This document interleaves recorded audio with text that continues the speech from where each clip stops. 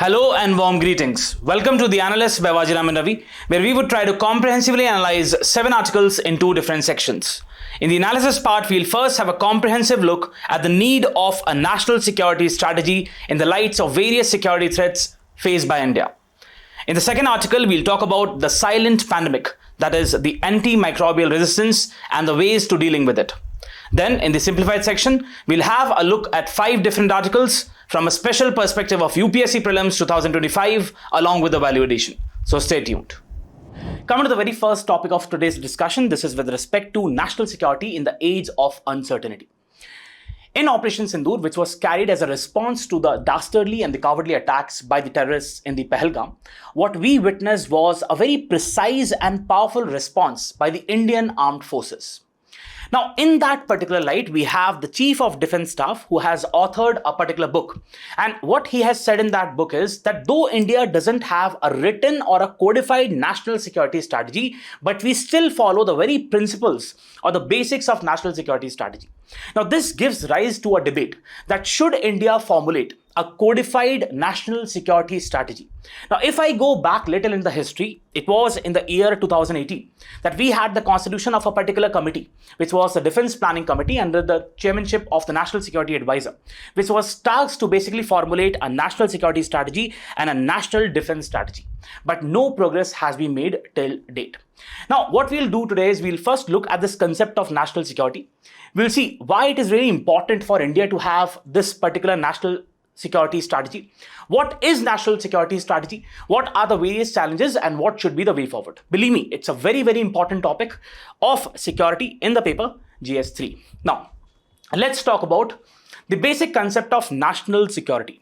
What do we mean by national security? In simple terms, it basically means the ability of a country's government to protect its citizens, economy, and institutions. Look, this is something which is quite interpretative. Generally, when we think about national security, we only have that military aspect in the mind.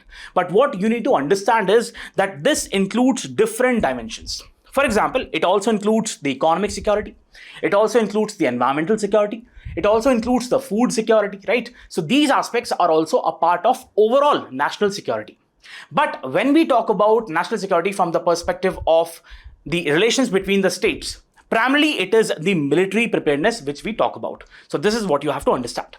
Now, first of all, let's talk about what is a strategy, right? See, we have a particular objective, right? We have a particular objective. So you as civil services aspirant, you have the objective of qualifying the exam, right? And you will have a particular strategy in order to fructify that, in order to convert that particular objective into reality. So the strategy is nothing but the ways and means which are adopted to convert that objective into reality. That is what the strategy is. Now, what is the end? That is basically the doctrine. So you must have heard about the national security doctrine, right? So there's a difference. The national security doctrine is the final aim, and the national security strategy is basically the ways and means in order to realize or achieve this particular doctrine. So this is the difference, right? Now, what you have to understand is that this strategy is something which is a continuous process. It is a continuous process based upon the changing threat perceptions, based upon the need and aspirations of the country. This strategy would continuously change. That is what you have to understand. Also, the threats are something which are ever evolving in nature. For example, the kind of threats which India faced in 1950s is very different from the kind of threats we face now. For example, we have the cyber security issues or cyber warfare, right? So these threats are ever evolving, and in order to basically deal with them, the strategy should also be ever evolving in nature. That is what you have to understand. Now, again, the national security strategy is nothing but a document, and it considers both kinds of threats, the traditional as well as non-traditional. See, whenever I talk about the traditional threats, what you have to understand is that this is primarily something which is state-centric. State-centric, for example, which deals with the military aspects. And there are non-traditional threats also. For example, the climate change. For example, you have the organized crimes, right? So these are the non-traditional threats. For example, you must have seen the COVID pandemic, right? So that is a kind of threat which is there to the country. So that has to be included in the overall national security strategy doctrine. Now, what does the national security strategy document talks about? The very first is assessment of potential threats. That what are the threats? which are there right now to the security of the country, and what possible threats can emerge. That's one of the aspects. Then the resource allocation. See, when we are talking about the resource, we're talking about the financial resources, we're talking about the human resources, we're talking about the technological resources. So it's a very comprehensive outlook. Then the diplomatic and the military actions. See, every country has two very important aspects. One is the diplomatic aspect, the other is the military aspect. So whenever we are talking about the national security strategy, it includes both these aspects, how we are going to work in both these domains. Then we have different policies. For example, how the coordination of intelligence would take place among different agencies, how the defense preparedness would take place, security related areas, how the working of different agencies would be there. So it's a very comprehensive doctrine. Now, are there any countries around the world which have a national security strategy? The answer is a plain yes. So we have some of the developed countries, for example, the United States of America, or you have the United Kingdom, or you have Russia. All these countries have their very specific, well-defined national security strategy. So you can just see national security strategy of the US Department of Defense, right? And it is updated after every 4 years. That is what you have to understand. Then we have some of the other countries also, right? For example, we have China, which has its comprehensive national security strategy. It includes various aspects, for example, how to deal with Taiwan, or how to make its PLA, People Liberations Army, more effective in nature, more strengthened. So various aspects are talked about in the strategy. Then we have this particular country, Pakistan. Though this country doesn't have enough to eat, but still it has a particular doctrine of its own, which is National Security Policy of Pakistan, which is basically nothing but a sort of a rubbish document, because ultimately what you have to understand is that it's a failed state where you have the military dictatorship and you have the deep state controlling the overall structure. Now, what have been India's previous attempts to formulate a national security strategy? See, we had the Kargil War in 1990. And in the aftermath of the war, the government constituted a Kargil Review Committee. Now, this particular committee gave it various recommendations in order to comprehensively reform the overall security architecture. And it also gave recommendations that India should start this particular process of formulating the national security strategy, right? Next, after a period of 10 years, we had the Naresh Chandra Task Force on Security. Now, the very objective of this particular task force was to look into the kind of progress which was made on the recommendations of the Kargil Review Committee and to suggest reforms with respect to the overhauling of the defense and the intelligence framework in the country. This committee too highlighted that India should basically start the process of formulating the national security strategy as soon as possible. Then we had the National Security Advisory Board. Now, what you have to understand is that this particular board, it consists of the eminent people outside the government, which basically gives the advice to the National Security Council. Right. So you have to tell me who is the political head of the National Security Council, right? Do mention in the comment section. Then, as I told in the beginning, that we had in 2018, the Defense Planning Committee, which was tasked to formulate the national security strategy and the national defense strategy, but no progress has been made till date. Then in 2019, we had the Huda Committee report, which was tasked to basically look into the overall security aspect and suggest various reform measures. We look into the recommendations of the Huda Committee. Now, what is the need of national security strategy in India?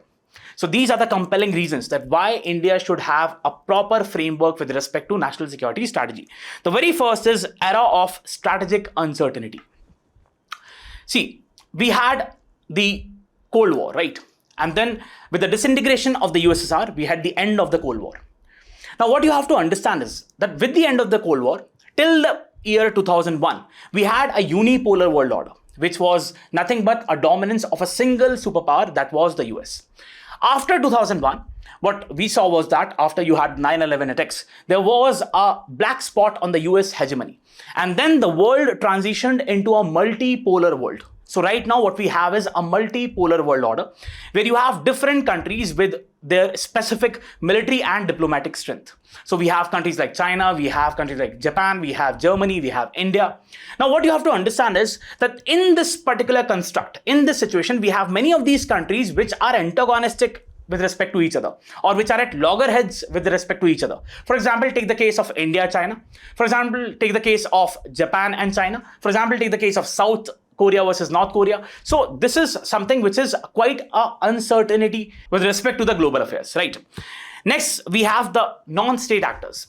Now, what we have seen, especially after 2000, is the meteoric rise of different multinational corporations. Take the case of Google, take the case of Facebook, Meta, right? Take the case of Amazon. Now, these are the entities which are contributing a lot with respect to shaping the global politics, right? Global regulatory framework. Next, we have some of the non-governmental organizations, for example, the Greenpeace, for example, the Amnesty International. Then we have terrorism. Now, there's a particular reason why I have emphasized upon this aspect of terrorism. See, what you have to understand is previously there was a fight between different ideologies. Let's say the capitalism versus communism. Then what we saw as a very famous political scientist, Samuel P. Huntington, says that there has been a clash of civilizations. That is, right now we are having clash with respect to the identity, right? And religious fundamentalism is one of the most important reasons. Religious extremism is one of the most important reasons for the terrorism. Now, this is something which is a very grave threat, and it's a very difficult situation for most of the countries around the world. Then we have trafficking, for example, drug trafficking, different types of organized crimes. We have the arms trafficking, we have the organ trafficking. So this is a kind of a various security scenario which poses a grave threat to the country as a whole. Next, we have the institutional paralysis and intelligence gaps. What do we mean by institutional paralysis? After the unfortunate demise of the former Chief of Defence Staff, Bipin Rawat, what we saw was that there was no appointment of CDS for a long term, right? Also, we haven't been able to make a progress on the integrated theatre, right, with respect to the armed forces. Then there are intelligence gaps. See, what we are saying is we do have a very robust framework with respect to intelligence. We have the external agencies, for example, the RAW. We have the internal agencies with respect to the Intelligence Bureau. We have different intelligence units of the armed forces. But there are aspects of coherence. There is no proper coordination with respect to these agencies. There is no unified agency which basically coordinates the actions of these different agencies, right? We have the National Security Council, but the meetings are not regular. That is what you have to understand. Then there is uncodified policy. When we talk about the stature of India, when we talk about the relevance of India in the current world order in comparison to different countries around the world, what we need to focus upon is having a codified policy, right? So that we know that these are the aspects, these are the measures which we need to take at this particular juncture. Then insecure neighborhoods. What you have to understand is that India's neighborhoods are not secure, primarily because of these two adversaries, Pakistan and China. So therefore, India needs to have a robust security strategy in place in order to deal with the kind of challenges which are posed by these two entities. Then we have emerging Indo-Pacific security framework. See, what you have to understand, and this is a very important concept, that especially after the 2000, what we have seen is that there has been a power transition which has been taking place and still taking place. That is from the Atlantic towards the Indo-Pacific, right? So we have the power transition taking place from the America and the European countries to the Eurasian region, right? Now, in this particular power transition, the most important entity is the Indo-Pacific. And in the Indo-Pacific, what you have to understand is the most important entity is the Indian Ocean region. And in the Indian Ocean region, you have India as the most important player. So therefore, it becomes incumbent. It becomes necessary for India to basically have its own national security strategy. Then we have different maritime threats, for example, drug trafficking, for example, the piracy, right? And also we have, you must know that we have this policy of Sagar, security and growth for all in the region. So this emphasizes upon having a very robust military maritime infrastructure. So this is also a very important aspect. Then we have different internal threats. For example, the threats with respect to the left-wing extremism in the central and the eastern parts of the country. Then we have the insurgency in the northeastern part. Then we have terrorism in the Jammu Kashmir. So these are some of the very important threats, right? Then we have technological advancements and cybersecurity. See, as I told in the beginning, the kinds of threats we are facing, they are continuously evolving based upon the evolution in the technology, right? For example, we are having the artificial intelligence and AI is being misused. In the case of, for example, we have the misinformation or disinformation. For example, we have the deep fakes. So again, what you have to understand, which gravely affects the information dissemination. That is what you have to understand. You must be aware of the scandal which took place with respect to the Cambridge Analytica, right? So different political parties are using this particular data. So this is a very serious situation. Also, we have the evolution of different technologies, be it machine learning, be it quantum computing. So it makes it indispensable for India to come up with a security doctrine which incorporates these aspects of technology also. Then we have cybersecurity issues. For example, the cyber warfare, right? So you must know there are different cybersecurity issues. For example, we have phishing attacks, we have the distributed denial of service attacks, we have the cyber ransomware. So these are some of the very important issues. Then we have the aspects of ecological degradation and climate change. What we have been witnessing is, because of the human-induced climate change, the sea levels are rising. There's a rise of the global average temperatures, and this is specifically affecting the vulnerable communities the most, right? So what we have to look is, we'll have to incorporate these aspects in the national security. Now, what are the challenges in developing a national security strategy in India? The very first is political hesitation. See, coming up with a particular national security strategy is not something which is very easy. You have different political parties with their own notions of security. So having that political consensus and then working upon it. See, every national security strategy would have some of its commitments, right? Now, if you do not abide by those commitments, it is a failure. It is a failure of the national security, which is something which is a very serious situation. Also, we require proper political consensus also among different political parties. Then we also have to make sure that it is in compliance with different legal frameworks, not just the domestic legal frameworks, but also the international legal frameworks. For example, the kind of conventions to which India is a party, right? Different conventions. Then we have a divergence between the military and the political leadership. See, for every security issue, what we have seen is that there is a divergence in the viewpoints. Bureaucracy would have its own viewpoint. We'll have the political leaders having their own viewpoint. We'll have the military commanders having their own viewpoint. So coming on board, coming with a specific strategy is something which is very, very important. Then this aspect of resource allocation. Now, again, as I told in the beginning, that if you want to have a proper, robust security framework, you need to have resources for it. The financial resources, the technological resources, the human resources. For a country like India, which has its own competing priorities, we have to focus upon the education also. We have to focus upon the health sector also. So we'll have to make choices, those difficult choices, and this is a very serious situation. Again, as I said, that the overall scenario is continuously changing. With the evolution of technology, with the evolution of non-traditional threats, for example, the pandemics or the climate change, the overall scenario is changing continuously, and we'll have to adapt accordingly, right?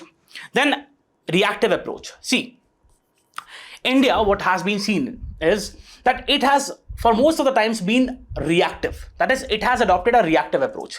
For example, you must have seen that we had the Balakot strike. Now, they were a kind of a reactive approach. Even the Operation Sindoor, it's a kind of a reactive approach. Now, for a country of such a stature like India, which wants to basically become a Vishwaguru, right? Want to basically achieve a position of eminence among different countries, it should take a proactive approach, right? It should take a proactive stance. For example, we have countries like US, we have countries like Russia, which have taken a proactive stance. So that should also be taken by India. Then we have the national security culture. This is very, very important. You must be aware that we have this discipline of international relations. Now, IR as a particular discipline, what people say is it's something which is of American origin. For example, in America, you have this particular strategic culture. You have different institutes focusing upon the strategic studies. This is not the kind of culture we have in India. So we'll have to come up with different think tanks or different institutes which focus upon this aspect of security. Now, what should be the way forward to enhance India's national security strategy framework? Now, as I told in the beginning, that we had the Huda committee, and it basically submitted its report and talked about the various reform measures which India needs to adopt with respect to the overall security framework. So we'll be talking about the committee's recommendation. The very first recommendation which the committee talked about was assuming the rightful place in the global affairs. Since the time of Pandit Nehru, we have been emphasizing upon this aspect, that India should take its rightful place in the Committee of Nations.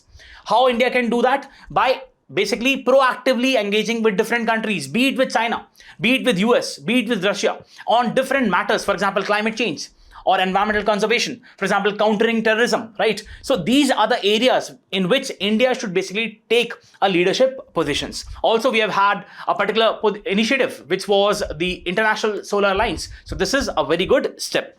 Then achieving the secure neighborhoods, very important. What we have to focus upon is leaving these countries aside. We have to focus upon strengthening our relationships with the neighboring countries. For example, we have Bhutan, we have Sri Lanka. In fact, we have the Army Janta in Myanmar. So we need to basically come up with those initiatives. For example, let's say through soft power, for example, with different connectivity initiatives or with bilateral lines of credit. We need to come up with the robust relationships with these countries in the neighborhood. And we need to have these two techniques in order to deal with Pakistan and China. So we need to pressurize Pakistan. How to pressurize Pakistan? through various initiatives. For example, we have the FATF, right? Or for example, we have different platforms. For example, we have the UNSC, United Nations Security Council, or we should come up with in partnerships with different countries like the US or Russia to pressurize Pakistan, right? Next, we have managing China. How to basically manage China. What we have to understand is, in order to manage China, we have to have a very strengthened military and diplomatic posture. For example, what we witnessed in Galwan Valley, India stood on its ground, right? So that was a very good manifestation of the kind of approach which India took, right? Next, we have resolution of internal conflicts. So we have very serious internal conflicts, be it in Jammu Kashmir, terrorism in Jammu Kashmir, or we have the left-wing extremism, or we have the insurgency in Northeast. So we'll have to tackle these issues with proper severity. So we have already the Ministry of Home Affairs coming up with various initiatives and programs and counter-insurgency operations or different operations with respect to rooting out these issues. So this is very, very important. Then mitigating global and domestic risks. When we talk about domestic risks, what it means is, see, we have a proper supply chain scenario, right? We have different lines of communications. We have the transport, we have the banking infrastructure, we have the critical infrastructure. For example, we have different nuclear power plants, we have the banking infrastructure. So we have to secure these infrastructure. That is one of the aspect. We have to make sure that there is no risk with respect to these aspects. Then we have global risks, for example, the climate change or terrorism. So we'll have to look into those aspects. Then finally, we have strengthening the capabilities, be it the technology, be it the human resource, be it the finances. We'll have to adequately make up the priority list, that which are the areas which need all of these resources, and accordingly we should invest in those areas. So what we see is definitely India, with its posture of becoming a Vishwaguru, definitely needs to have a national security strategy in a codified format, so that we also have these red lines for other countries. Recently, Prime Minister gave his doctrine with respect to dealing with terror. So he specified the kind of red lines which India needs to abide by, right? And it depends upon the other countries, specifically Pakistan, how they basically root out this aspect of terrorism. So definitely this is a very important step. We should formulate a national security strategy so that this would give a codified version of the overall aspects of security for the country. So again, a very important topic. Let's have a mains practice question. Despite facing a complex security environment marked by both traditional and non-traditional threats, India has yet to adopt a formal national security strategy. Critically examine the need for a comprehensive national security strategy in India. 15 marks, 250 words. Do write a particular answer in this question. And yes, if you're liking the initiative, do not forget to press the like button and also mention in the comment section. Let's go to the next topic. Coming to the next topic, this is with respect to the silent pandemic, that is the antimicrobial resistance. Look, we have different microbes in nature. For example, we have the viruses, we have the bacteria, we have the parasites, we have the fungi. And with the developments in medical sciences, we have come up with these antimicrobials in order to deal with these microbes. For example, the antibiotics, the antivirals, the antimalarials, right? But what we have found is, because of the misuse or the overuse of these antimicrobials, there has been a gradual resistance shown by these microbes towards these medications. And this is what we call as antimicrobial resistance. So in this particular column, in the Hindu, the science section, we have this particular editorial which talks about the continuing threats posed by the AMR. So it's a very serious public health issue. So as I said, what is the antimicrobial resistance? This is the resistance acquired by any microorganisms, be it virus, be it bacteria, be it the fungi, against antimicrobial drugs, be it the antibiotics, be it the antivirals. So this is primarily because of the overuse or misuse of these antimicrobials. Now, what is the consequence when you have the antimicrobial resistance? Ultimately, what happens? See, we have a limited supply of these antimicrobials, right? For example, the antibiotics, they are limited in numbers. Once you have the gradual resistance shown by these microbes, the standard treatments, they basically become ineffective. And the infection which the person is suffering from, that would persist. And this would ultimately, what it would make is, it would make the disease spread among different people. And therefore, this would be a very serious public health concern. Now, is the resistance shown by these microbes, is it a natural phenomena? The answer is yes. See, naturally, we have these bacteria, these viruses, which evolve, and gradually they basically develop the resistance against these medications. But once we have the overuse or the misuse of these antimicrobials, what happens is that this process is aggravated. It is expedited. And ultimately what we see is that most of these antimicrobials, they prove to be ineffective. So we have this aggravated issue because of the injudicious use of these antimicrobials. We also have in nature some of the superbugs, which are basically resistant to almost all of the antimicrobials, for example, the antibiotics. So these are the superbugs. Now, according to the World Health Organization, what it says is that the antimicrobial resistance is one of the 10 top threats with respect to the global health. Also, we have in this particular article today, there's a very beautiful infographic which says the public health impact of the antimicrobial resistance has been significant, and it has reportedly caused almost 297,000 deaths in 2019 alone. Can you imagine? Almost 3 lakh deaths are attributed to the AMR, right? Also, if you just see antimicrobial resistance in hospitals, almost 53% is attributed to the inpatient department. Then we have almost 31% to the outpatient department. And then we have the emergency department. What you have to understand is that almost 53, more than 50% is attributed to the inpatient. What we also call as the nosocomial infections. Nosocomial infections means the hospital acquired infections. There may be a particular person who is not suffering from a particular disease, but once he goes to the hospital, he may acquire a particular disease. That is what hospital acquired infections, also known as nosocomial infections, is all about. Now, this is a very good pictorial representation or infographic which tells us about spread of the AMR, right?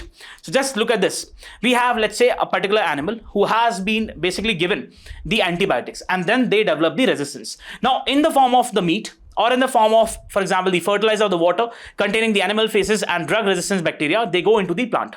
Now, once human consume this particular meat or these plants, they also develop the antimicrobial resistance, right? For example, John gets the antibiotics and develop the resistance. Now, this infection can also spread to other people. So therefore, what we say is that it ultimately increases the public health burden, right? Overall disease increases. So this is a very serious public health issue. Now, what are the reasons for the spread of antimicrobial resistance? The very first is the high prevalence of communicable disease. Now, especially in a country like India, which is a developing country, what we face is a serious issue of water, sanitation, and hygiene. These are the concerns. Now, because of that, what we see is that there is the disease burden with respect to the communicable disease. For example, we have the tuberculosis, we have the diarrhea, we have the respiratory infections. Now, once there is increase in the number of communicable diseases, and once there is a development of antimicrobial resistance, it ultimately burdens the overall public health delivery system. Then we have the overburdened public health systems. What do we mean by that? See, what we are saying is that India is a country which has less of resources, and the overall public health delivery system is not that robust, especially at the grassroots level. So we have the inadequate capacity with respect to the surveillance of disease. And ultimately what happens is, because of the lack of capacity in the laboratory with respect to the diagnostics, ultimately we fail to diagnose the disease at the right time. And there is a spread which takes place in a particular region. And ultimately that leads to the increase in the antimicrobial resistance. Poor infection control practices. There are issues with respect to the hygiene lapses. And this is not just true with the households, but also with respect to the hospitals and clinics. As I told you, we have almost 53% of the cases being attributed to the inpatients. That is the hospital-acquired infections, nosocomial infections. Then we have the injudicious use, overprescription, or self-medication, or incomplete antibiotic courses. You must have seen, if a person is suffering from a sore throat or fever, and if that person goes to a doctor, he basically compels the doctor to give him the antibiotics. And if the doctor doesn't prescribe an antibiotic, that person would feel that the doctor is not well qualified. So ultimately what happens is, because of the injudicious use of these antibiotics or antivirals, there is a gradual resistance which develops in these microbes. And ultimately it burdens the people with respect to different diseases. Right? We have different medications. They prove to be ineffective because of the growth in the resistance. Unnecessary use. Doctor has told you to basically consume these medications for 5 days, but you only take it for 2 days. So there is the misuse or the underuse or the overuse of these medications. Also, we have the unregulated over-the-counter supply. See, these medications, these antibiotics or antivirals, they're freely available. You can go to any of the chemist shops and you can ask, and in most of the cases, that person, without even having the proper prescription, he would supply or he would give you those antibiotics or antivirals. So this is something which basically increases the antimicrobial resistance. Then there is lack of awareness. People are not really aware with respect to the kind of threats which the antimicrobial resistance poses. They need to be aware that we have limited supply of these antibiotics or antivirals. And if there is a sudden growth of the antimicrobial resistance, the medications would prove to be ineffective. And then there would be the spread of disease, right? Then there is limited surveillance. We do not have the adequate capacity to basically have a proper surveillance. And we fail to basically diagnose a particular region, that which is the region where we are finding most of these cases of AMRs, right? So ultimately what happens is the spread of the disease takes place and it becomes a very serious public health issue. What are the implications of the spread of this particular antimicrobial resistance? The very first is healthcare impact. See, once you have most of the antibiotics which prove to be ineffective, what happens is that the person, even if suffering from a very small disease which could have been cured, but what happens is that disease basically increases in its seriousness, ultimately to the extent of the mortality of that particular person. So what happens is, because of this antimicrobial resistance, we are witnessing increased mortality rates. You can just look at this particular map. In the year 2019, almost the global deaths attributed to the antimicrobial resistance, they were almost 12,70,000, right? Can you imagine? It was more than that of the HIV/AIDS, more than that of the breast cancer or malaria. So this is a very serious issue. Then we have increased healthcare costs. Ultimately, when you have these medications which are proving to be ineffective, these infections would become resistant, and we'll have to basically come up with new therapies, and that would involve more cost, not just for the individual but for the government as well. We're not just talking about the out-of-pocket expenditure, but also the overall expenditure borne by the government with respect to the health aspect. Challenges in the medical procedures. See, if you have a particular person who is suffering from the antimicrobial resistance, and if that person needs to be treated with a proper surgery, with a specific surgery, or let's say the chemotherapy, then that is not possible, because there would be the higher chances of mortality with respect to that person. So there is the increased resistance shown by the particular infection. And if we would administer a surgery or some of the other therapies, definitely it can be counterproductive. Then there are limitations in the treatment options. See, as I told, that once we have these even small diseases, they convert into a big calamity, right? And ultimately, the previously manageable infections, they become untreatable, and you have more number of fatalities which take place. Now, what have been the measures taken to address the antimicrobial resistance? The very first is National Program on Antimicrobial Resistance Containment. The very objective of this program is to increase the surveillance aspect. With respect to the disease management in different medical colleges and hospitals across the country. The next aspect is that of the National Action Plan on Antimicrobial Resistance. The most important component or the aspect of this particular action plan is that it focuses upon the One Health approach. Now, what is One Health approach? Is that it not only focuses upon the human health, but also the animal health, also the environmental aspects. So it looks into the overall health aspect in a very comprehensive manner. Then we have the AMR surveillance and research network. Ultimately, the very objective is to increase the surveillance, to have a proper data with respect to the AMR, right? Then we have the AMR research and international collaborations. We have the Indian Council of Medical Research coming up with, in collaboration with different countries. For example, we have the Norway or we have Sweden. So proper knowledge sharing takes place with respect to these agencies. Antibiotic Steward Program, ICMR pilot projects across India to control the misuse and overuse of antibiotics. One of the most important causes for the rise of the antimicrobial resistance. We have the orders by the Drug Controller General of India. So DCGI has given order, and it has basically banned 40 fixed dose combinations. Right. Now, what we are basically trying to say is that the DCGI is the one which regulates the supply of these medications, right? And make sure that we have proper prescription for these medications, right? There is no over-the-counter supply, but still we have it. So you also must have heard about the Red Line campaign. Red Line campaign, do read about it, very important. So without, if you have a particular medication which has a red line, it cannot be sold without a prescription. That is a very objective. Then what have been the global measures? The very first is World Antimicrobial Awareness Week. So you can just see that this is a particular World AMR Awareness Week, and it basically starts from 18th till 24th of November. Now, the very objective is to spread the awareness with respect to combating the AMR. Then we have the Global Antimicrobial Resistance and Use Surveillance Systems. Again, the very objective is to increase the knowledge. Now, this is a WHO-sponsored program. The very objective is to increase the knowledge with respect to the AMR and how to basically combat it. What should be the way forward? The very first is public education campaign. We need to involve different stakeholders, be it the community, be it the media. Now, people need to be aware that what kind of consequences these AMR can pose. Because what we need to understand is people are not really aware that they can pose a very serious threat to the overall public health, right? Antibiotic steward program, as we said, that we have different agencies, for example, the ICMR coming in coordination and collaboration with different institutes around the country or even hospitals in order to educate people, right, and to control the overuse or misuse of these antibiotics.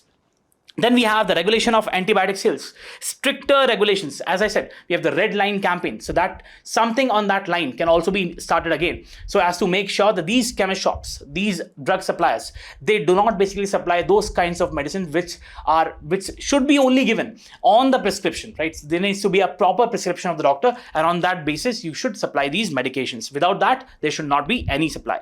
Expand the AMR surveillance. We need to come up with nationwide AMR surveillance so that we can identify the kind of pockets or the regions where we are witnessing the spread of these infections, and accordingly the policy initiatives can be taken for those regions. Then develop new technologies. Now again, we cannot just rely on these antibiotics or antivirals. For example, we have the phage system.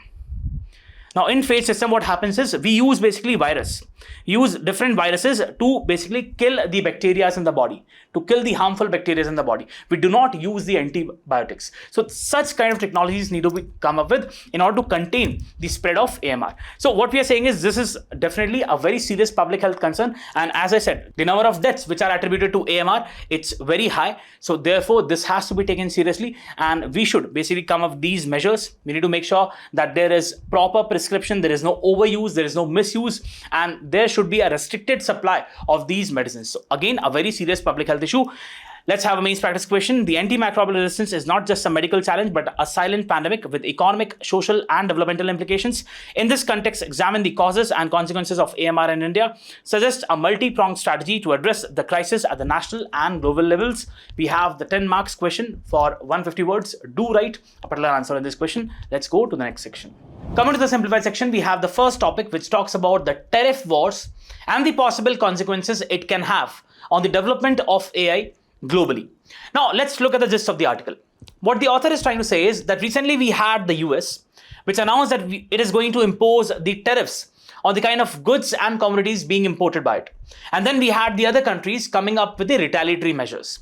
Now, what you have to understand is, if you have this particular situation, it would ultimately compromise the development of AI around the world. Primarily, the author is talking about the US. What he's saying is that US is basically the center when we talk about the development of AI. But these measures with respect to the tariffs, it is basically going to affect US the most. And it would make these companies shift to better locations, which can provide low cost. And one of the most important places is China. So this is a step, according to the author, the tariff wars. This is a step which can prove counterproductive for US. That's the first aspect. The second aspect which the author is saying is that this also holds a bright spot for India. Why? He's saying that India has primarily two very good options. The very first is, or aspects, the very first is low cost of labor and the kind of human resource we have. The kind of human resource with respect to the technology aspect. So what he's trying to say is India can definitely capitalize upon these aspects, provided we have proper government initiatives in this particular domain. So this is the overall gist. Let's go through the article. In the aftermath of the presidential elections in the United States, in 2024, renewed implementation of substantial tariffs could lead to fundamental restructuring of the global technology supply chains that power the artificial intelligence development. So ultimately what he's saying is, because of these tariffs, the development of the AI would be affected.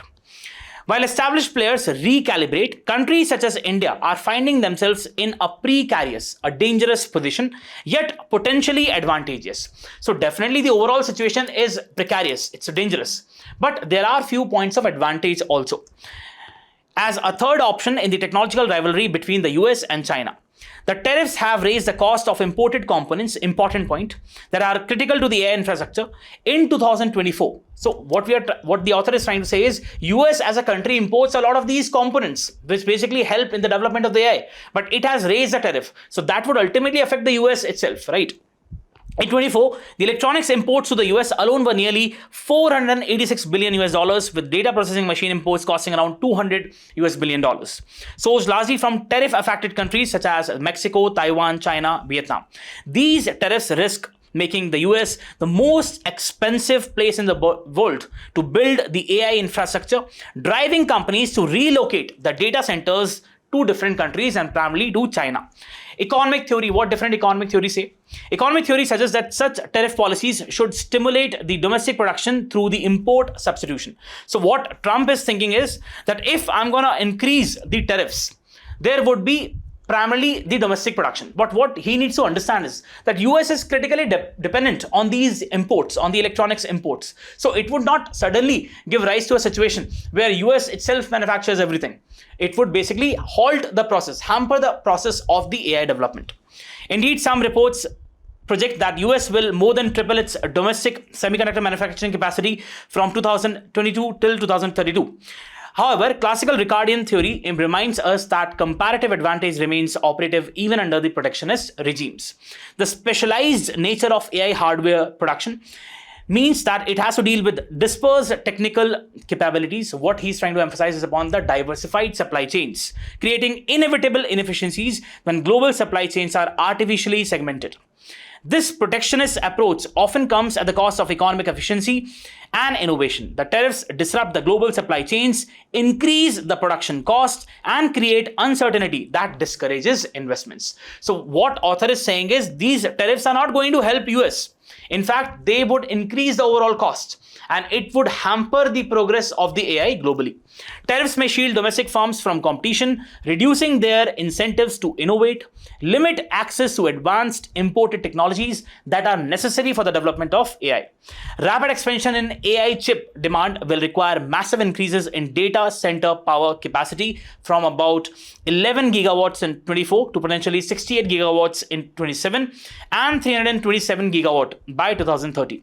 Failure to meet these infrastructure needs could undermine the US competitiveness in the AI. So according to the author, these measures can prove to be counterproductive for US itself. Tariff imposed by developed countries can reduce technology transfer rates, temporarily changing the innovation incentives, which can in turn slow down the overall pace of AI innovation. What is the situation with respect to India? This could create unexpected opportunities for India, which has positioned itself in a strategic third option in the US-China technological competition. So we have the rivalry, which is primarily taking place between the US and the China.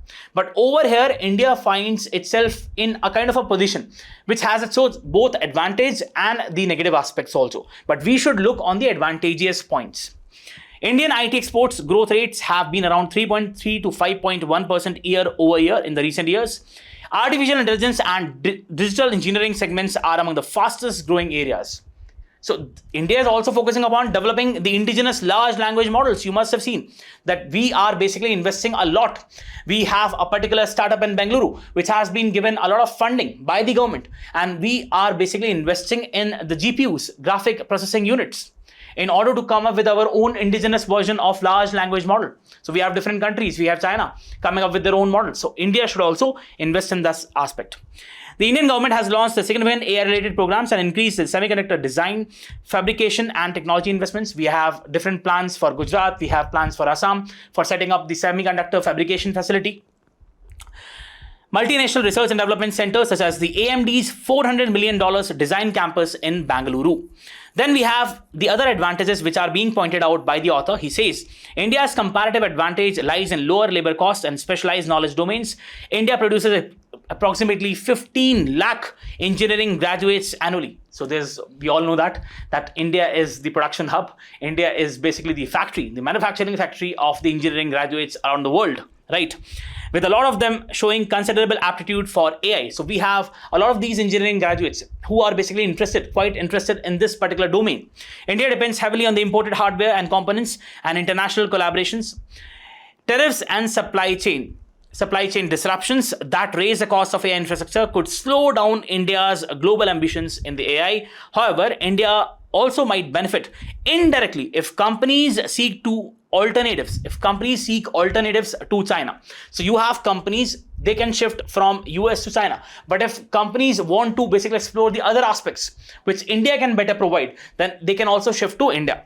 If companies seek alternatives to China for manufacturing and data center locations. So this is what you have to understand. Now, what is India AI mission? Very important point. We have this particular mission to basically spearhead or basically give a spur to the overall development of AI in the country. Very important mission.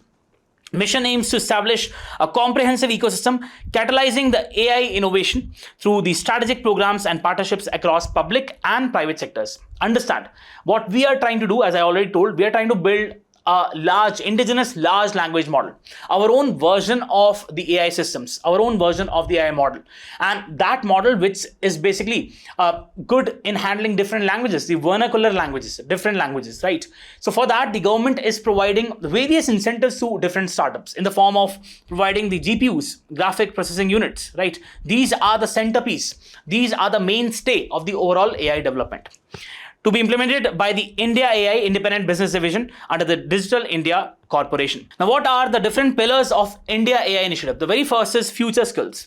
That is, come up with those courses and programs which talk about the AI, the development of AI. Then compute capacity, public-private partnerships, increase the GPU infrastructure, graphic processing units, application development, so that we focus upon those applications which enhance the overall socio-economic standards of the people. Safe and trusted AI. That is, there should be these aspects. The aspects with respect to security should be inbuilt in the overall architecture. Then datasets platform, unified data platform, high quality datasets. See, ultimately AI relies on good data. AI relies on data, and we need to provide it with good datasets so that the overall response of the AI systems is accurate and precise. Innovation centers, large multimodal language, domain-specific models, startup financing, streamlined funding, and AI projects development, so as to make sure that there is proper handholding and mentorship with respect to these startups. So again, a very important article which tells us about the opportunities which India can have. Let's talk about the other article. Coming to the next topic, this is with respect to the need of urban forests. Let's look at the gist of the article. See, because of the anthropogenic climate change, the human-induced climate change, what we are witnessing is the rise in the global temperatures, the rise in the sea levels. And specifically, when we talk about the urban areas, what we see is that they are characterized by the high rises, the black and gray infrastructure, what we call as the concretization. So on an average, the temperatures in the urban areas, it is more than the adjoining regions, or what we call as the rural spaces. This phenomena, what we call as the urban heat islands effect. Now, one thing which you have to understand is that there is one very important aspect which mitigates this particular crisis, and that is urban forests. You must have heard about the RA forest in Mumbai or the Delhi Ridge area. They basically act as the lungs of the urban areas. But because of unsustainable development, because of the mindless development which is taking place, there has been the continuous deforestation of these areas. And this is compromising the very life of people in the urban spaces. And many a times what we have seen is that the judiciary has come to the rescue of people, of the civil society, and has basically stopped these unsustainable developmental practices. Right? For example, this article talks about the Kansa Gauchibali, right? Or you can also talk about the kind of stance taken by the Supreme Court in the Godavarman verdict, where it broadened the definition of forest. So this is again a very important article, talks about the various aspects and the importance of urban forests. One of the Hyderabad's last remaining urban forests, Kansa Gauchibali, faced the threat of extinction when the Telangana government decided to give away 400 acres of its land for industrial development. Again, mindless development, unsustainable development. The Supreme Court took cognizance of the felling of 100 acres of the trees and reprimanded the state government. This issue highlighted the vulnerability of urban forests and the environmentally insensitive models of urban development. Urban forests such as Kansa Gauchibali in Hyderabad, RA in Mumbai, and Turahali in Bangalore, Neela Haus and Ridge area in Delhi, the nearby areas, and Dolkabad in Jaipur are significant healthy urban living. Now, these are the examples which you should quote. Let's say there's a question with respect to the urban forest. You should quote these examples in your answers. The National Green Tribunal issued a notice to the Madhya Pradesh government against rampant felling of trees in Bhopal. Similarly, the High Court led to intervene in the case of the indiscriminate, uncontrolled felling of trees in Allahabad in Uttar Pradesh. Studies worldwide have underlined the importance of urban forest in coping up with the built concrete environment. This is a particular concrete environment which absorbs more of heat and it dissipates less. So ultimately, there's accumulation of heat and the rising temperatures. And the emissions from automobile vehicles, they help mitigate the climate change, reduce the urban heat island effect, which we talked about, and control the stormwater runoff. Whenever the water is coming from the urban spaces, that can be diverted to these forests. Plants can use them, right? And this is, again, it is preventing the erosion. Also sequester absorb the carbon and the other pollutants. The density of green spaces in cities ensures the longevity and survival of the endangered birds and animals. Please understand, for these birds and animals, these forests act as a safe haven. They can go and basically reside there. Diminishing the urban forests in India's metropolitan cities spell a severe consequences. For example, in November 24, the CPCB reported alarming levels of AQI levels, more than 494 in Delhi. Other cities such as Chennai, Hyderabad had AQI levels above 100. The CPCB mentions particulate matter 2.5 and particulate matter 10 pollutants, mostly from the vehicular emissions and construction dusts, as the main cause. So you have the main cause as these PM 2.5 and PM 10 and the vehicular emissions. The urban forests can serve as a safeguard against a toxic urban air. A 2006, again a very important source of data which you can quote in the answers. Study by the US Department of Agriculture Forest Services showed that 1 hectare of trees can remove almost 1 ton of air pollutants. Very important data. Urban social and cultural life is otherwise fraught with speed and risk. The sense of romance, repose, relaxation, and nature-sensitive recreation is due to the proximity to urban forests.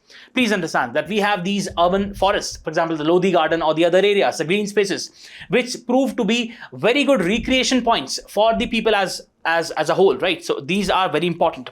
Urban forests have featured in policies, missions, and judicial interventions. Both the National Forest Policy of 88 and National Mission for Green India of 2014 underline the importance or imperative of increasing the afforestation and social forestry.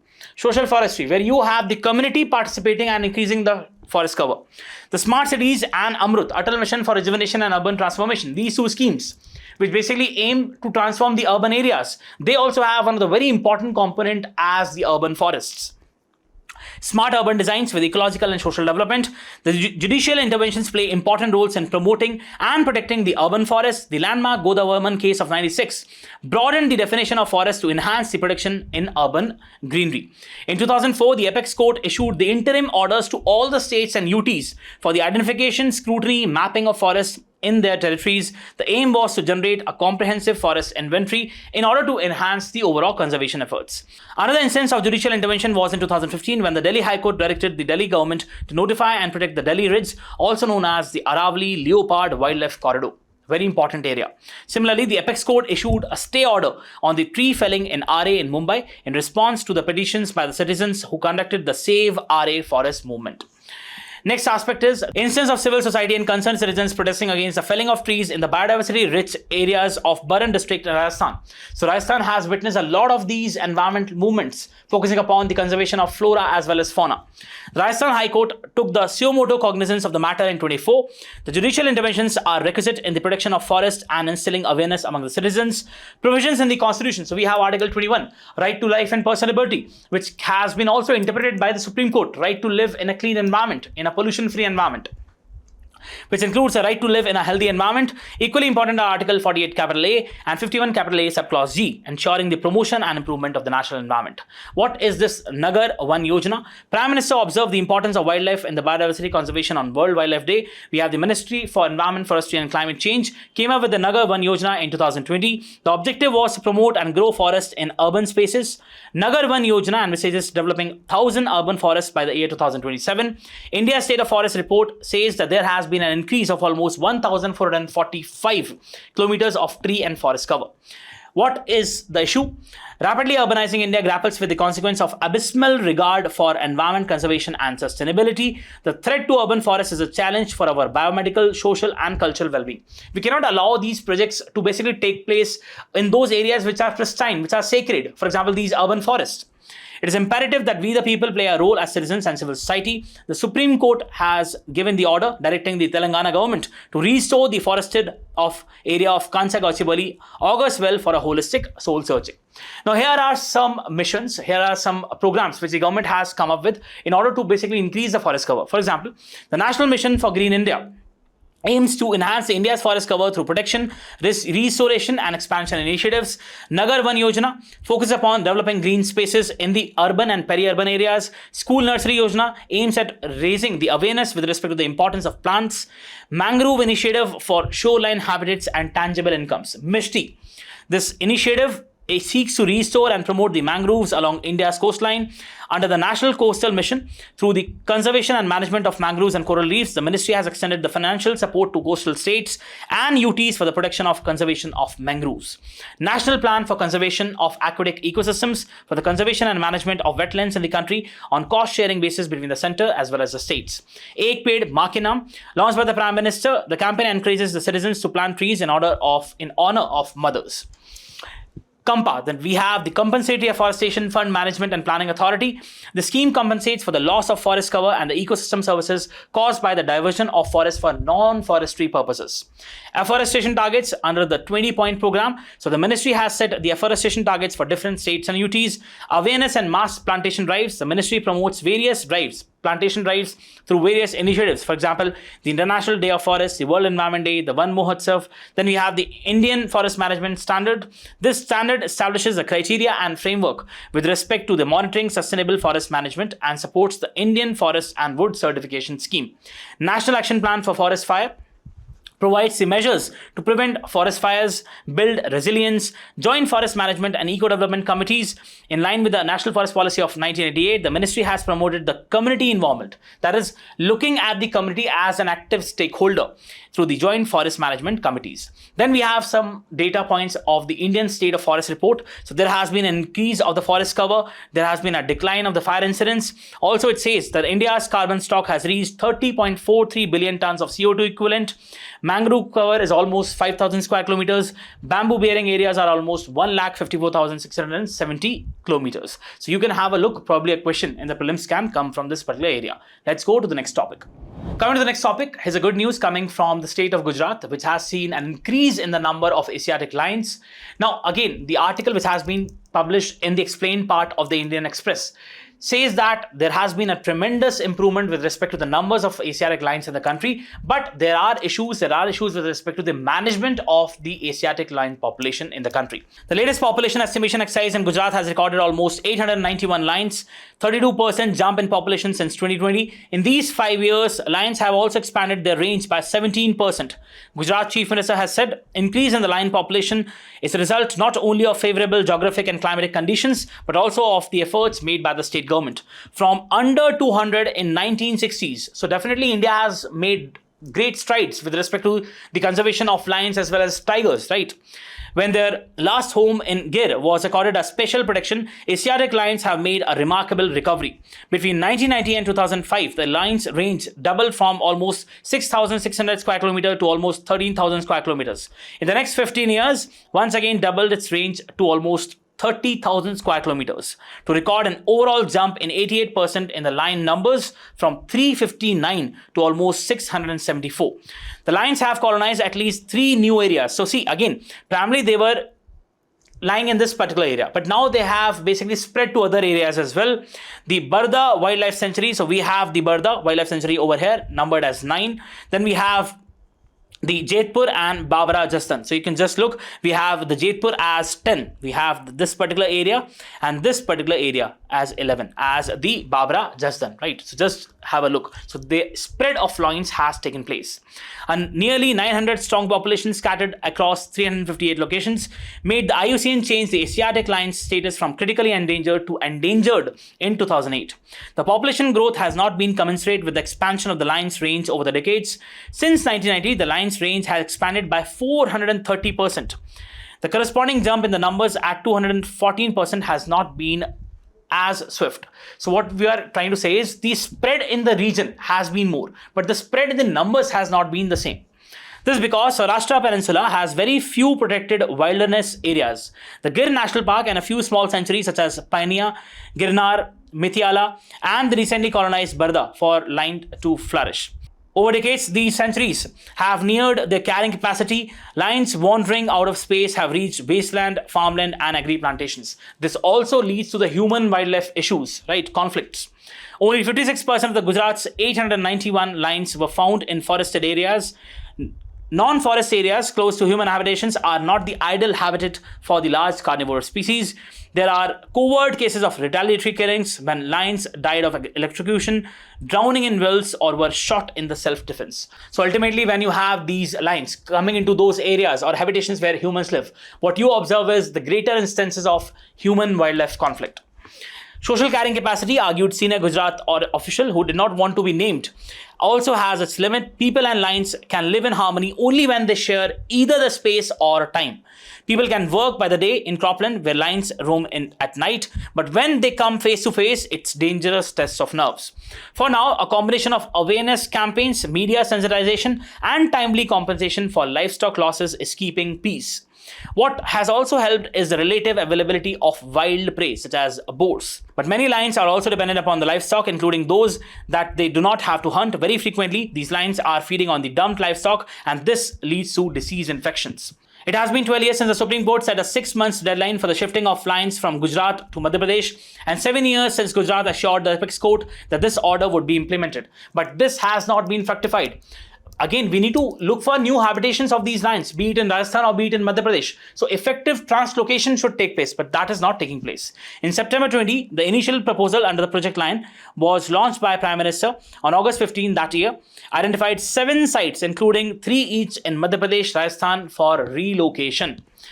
On their own, lions have recently reached one of these sites, Barda Wildlife Sanctuary, but the sanctuary's less than 200 square kilometers expanse can accommodate only a few animals. So there's less space for these lions. As potential targets of doubling the lion population to 2,000 are being tossed around, the Asiatic lion needs quality forest habitats away from the human settlements to safeguard against potential conflict and epidemic breakouts. So what we are saying is, the kind of progress which we have made with respect to Project Tiger, that should be emulated in case of Project Lion also, right? And there is a strategy needed for proper relocation or translocation of these lions to different spaces, for example, in Rajasthan or Madhya Pradesh. So Supreme Court has also intervened, but we have to make sure that these guidelines or these directives are implemented by the state government. Let's go to the next topic. Coming to the next topic, this is with respect to the Supreme Court's take on Enforcement Directorate. So we have the Supreme Court which has reprimanded the Enforcement Directorate as it is investigating a particular case with respect to the Tamil Nadu State Marketing Corporation. So what the Supreme Court has said, that this investigation, this is infringing upon the federal aspect with respect to the center and the states. So the Supreme Court on Thursday stated the proceedings in the Enforcement Directorate's money laundering investigation into the government-run liquor retailer Tamil Nadu State Marketing Corporation TASMAC, saying that the central agency was crossing all limits and violating the federal structure. How can there be an offense against the corporation? You may register the individuals. How can the corporation be involved in the criminal matter? The Chief Justice of India, Gavai, asks the Additional Solicitor General S.V. Raju, you are totally violating the federal structure. The ED is crossing all limits, the CGI has said. TASMAC is a state monopoly that operates in about 7,000 liquor stores in Tamil Nadu. The ED is investigating the alleged financial irregularities in the functioning. Raju told the Supreme Court that there has been a fraud of almost 1,000 crore, and this involves politician. So see, again, there can be, these allegations can be true, but there's also an aspect of the center-state relations which you have to keep in mind. And there are also allegations that you have the central government using these agencies, the ED or the CBI, as the agencies of the center, right? As the instrument of the center to control the states. Now, when we talk about the ED, the Directorate of Enforcement or the ED is a multidisciplinary organization mandated with the investigation of economic crimes and violations of the foreign exchange laws. The origin of this directorate goes back to almost 1956, when an enforcement unit was formed in the Department of Economic Affairs for handling the exchange control laws violations under the FERA, Foreign Exchange Regulation Act of 47. In the year 1957, the unit was renamed as Enforcement Directorate. What are the prime objectives? To look into the cases of economic crimes or money laundering. It basically implements or enforces 3 laws. The very first is the Foreign Exchange Management Act. The second is Prevention of Money Laundering Act. And the third is Fugitive Economic Offenders Act of 2018. So this you have to understand. For these 3 laws, you have the enforcement agencies as ED. Whenever any offense is registered by local police stations and the proceeds they exceed over and above 1 crore, the investigation officer forwards the details to the ED. Alternatively, the offense comes under the knowledge of the central agency. They can then call for the FIR. In 1960, the administrative control of the directorate was transferred from the Department of Economic Affairs to the Department of Revenue. For a short period of 4 years, the directorate remained under the administrative jurisdiction of DOPT. Presently, the directorate is under the administrative control of Department of Revenue, Ministry of Finance, Government of India. So just understand the mandate of Enforcement Directorate, just understand the kind of laws which it is implementing and the kind of department under which its jurisdiction lies. So this is what you have to understand. Let's go to the last topic of today's discussion. Coming to the last topic of today's discussion, this is with respect to the United Kingdom ceding its sovereignty over the Chagos archipelago and transferring the sovereignty to the Mauritius. Now, one thing which must be kept in mind is that there is a particular island which is Diego Garcia. Now, this has served as a very important strategic island with respect to the US and the UK, right? And this has given them the perspective or the power in the Indian Ocean region. And according to this particular deal, the UK would retain the control over the Diego Garcia base. This is what you have to understand. So you can just see we have the Indian Ocean region. Over here, we have the Chagos archipelago, and here we have Diego Garcia Island. Now, what it says is Britain signed a deal on Thursday to cede the sovereignty of the Chagos Islands to Mauritius. The multi-billion-dollar deal will allow Britain to retain control of the strategically important US-UK airbase on Diego Garcia, the largest island on the archipelago in the Indian Ocean, under the 99-year lease.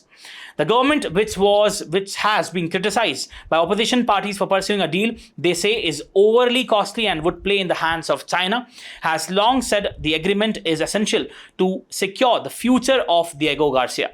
The strategic location of this base is of utmost significance to Britain, from deploying the aircrafts to defeat the terrorists in the Iraq and Afghanistan to anticipating the threats in the Red Sea and Indo-Pacific. What you have to understand is this is a particular island which gives the perspective, which gives the necessary area to the US and the UK in order to carry out any military aspect, any military offensive in this particular region. So this becomes very important.